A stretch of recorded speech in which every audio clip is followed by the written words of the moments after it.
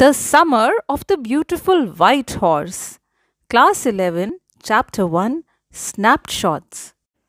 In this video lesson, I am going to discuss the character sketches first, and then I will discuss the humor in the story. This is part 3 of the question answer series. The links to my other videos can be found in the description box. First of all, let us understand why do we need character sketches, because the information that I am going to provide through them can help you in answering various types of questions, whether they are short type, long type, or even MCQs. The first character sketch is that of Aram. Aram is the 9-year-old cousin of Morad. He is lovable, innocent, and easily influenced by Morad. He had always been conscientious of his tribe's reputation for integrity. He was extremely fascinated with horses since he was a child. Right from the time that he saw the horse, he knew in his heart that Morad had stolen it. His conscience protested, but he justified the action by claiming that it was not stealing unless Morad sold the horse for monetary gain, means in exchange of money. He does not think about the consequences of this act. He envied the bond that his cousin shared with the horse and hoped to have the same connection with it someday.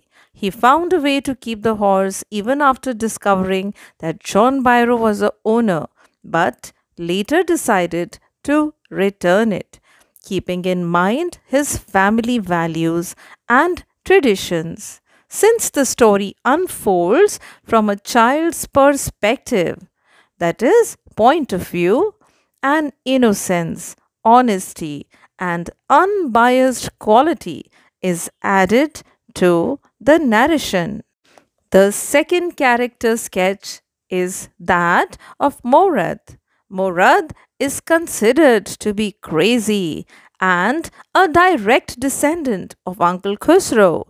He seemed to have a special way with animals and also with people.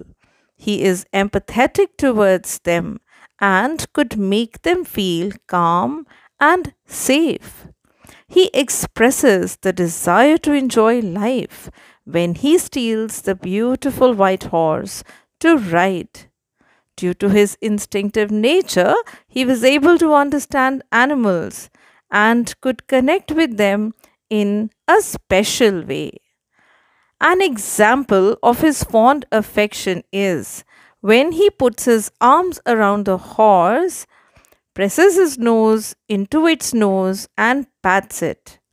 By riding a beautiful white horse, he is fulfilling a spiritual need and thus enjoying life to the fullest. He looked after the horse in such a manner that John Byro, the owner, found it better tempered and healthier on its return.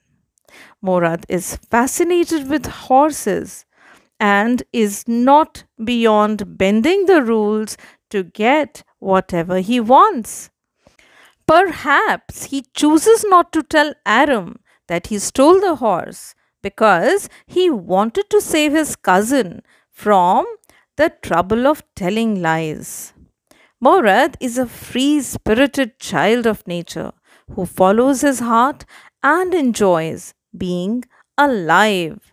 He does have a conscience and hence chooses to return the horse when reminded of his family's honorable reputation. The third character sketch is that of Uncle Khusro. Uncle Khusro is a very homesick person who yearns to be back in his motherland. It is his experiences that have made him so bitter. He is a huge man with a large mustache and a volatile temper.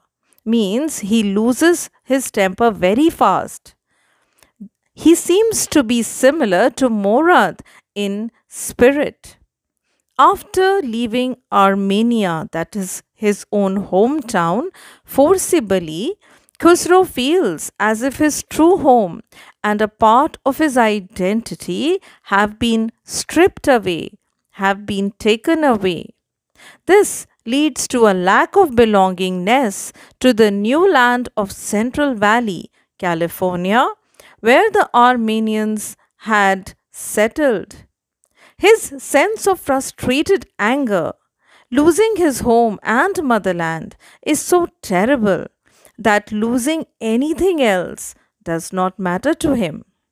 He always feels that he is a foreigner in this land. The lack of the sense of belongingness is present in him. Thus, he is commonly observed to roar the words, "It is no matter, pay no attention to it." Nothing is quite as important to him anymore, and nothing quite as tragic or urgent. The next topic that I'm going to take is a discussion on the Garug tribe. Garug tribe is an Armenian tribe that has a reputation for honesty that has been maintained for centuries. Despite being extremely poverty stricken, these people never resort to unfair means to get money. The members of the tribe value their pride, their integrity, and their beliefs in right and wrong.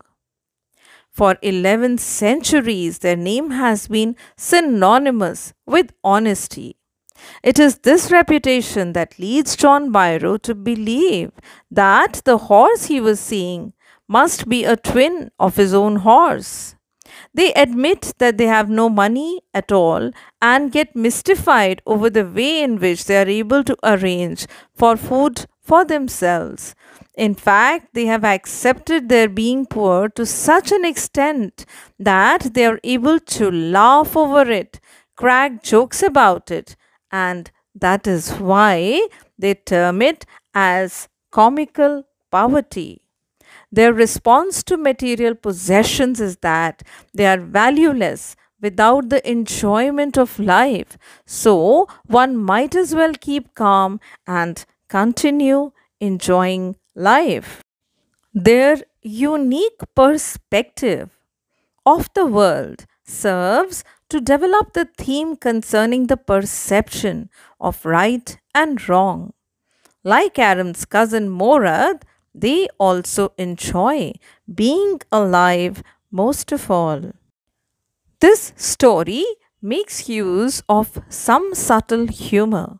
So I'm going to take up one such question. Relate some of the humorous incidents in the story. Which incident do you find to be the most amusing and why? Answer. The incidents related to Uncle Khusro are quite amusing. The repetition of the words, "it is no harm, pay no attention to it," creates humor whenever it is used in an incongruous context. Once, Khusro's son Arik ran 8 blocks to the barber shop where Khusro was having his mustache trimmed to tell him that their house was on fire. This was indeed a serious matter, but instead of leaving the place, Uncle roared, "It is no harm, pay no attention to it." When the barber explained that his son was saying that his house was on fire, Khusro silenced him by roaring, "It is no harm." At the end of the story, Uncle Khusro again becomes irritated and shouts at Farmer John Byro to be quiet. He says, "Your horse has been returned. Pay no attention to it." The incongruity is obvious. Another amusing incident is the conversation between farmer John Byrow and Uncle Khusro when the farmer sighed and sadly told them about the stealth of his horse. And in the same manner, Uncle replied, "It is no harm. What is the loss of a horse? What is this crying over a horse?" And later he says, "I spit on money." This results in John Byrow walking out angrily, slamming the screen door. I hope that this short video lesson would have given you a much better clarity and understanding of this chapter, The Summer of the Beautiful White Horse. And if you learned from this video lesson, do like, share, comment, and subscribe to my channel.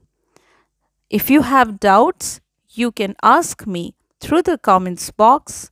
Look for links to other videos in the description box. And if you improve your score, do let me know and share your experiences with me. I would be looking forward to that.